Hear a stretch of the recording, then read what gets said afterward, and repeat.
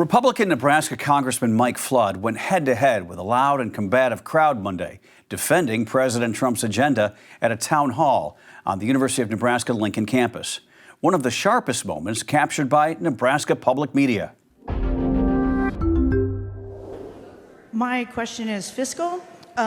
With $450 million FEMA dollars being reallocated to open Alligator Alcatraz and $600 million taxpayer FEMA dollars being used to now open more concentration camps and ICE burning through $8.4 million a day to illegally detain people, how much does it cost for fascism? How much do the taxpayers have to pay for a fascist country? Here's how Flood answered that.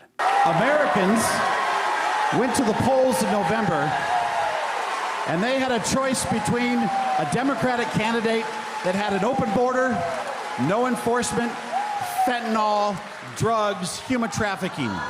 And they had a choice between that and a candidate that said, close the border, get illegal immigrants out of our country, stop the fentanyl, stop the human trafficking, stop the drugs, stop the crime, stop the violence. That's what Americans voted for. Another audience member accused Flood of being complicit in what he called a fascist machine, a reference to Project 2025. I have read a dozen or so books on authoritarianism and fascism. You said in Seward that you were not a fascist. Your complicity says otherwise. Have you ever spoken out against this administration and its Project 2025, which is a fascist machine? Fascists don't hold town halls with open question and answer series.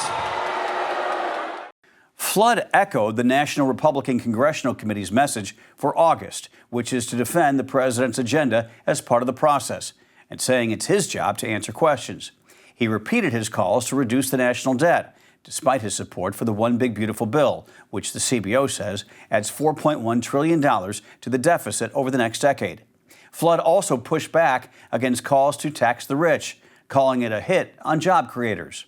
He also downplayed concerns about Medicaid cuts and work requirements, saying Nebraska is still getting millions of dollars for rural hospitals. One area of broad agreement, the release of the Epstein files. Flood says he supports making them public, while also protecting victims' privacy, and backs a congressional subpoena for Ghislaine Maxwell's testimony. For more unbiased updates, download the Straight Arrow News app or go to SAN.com.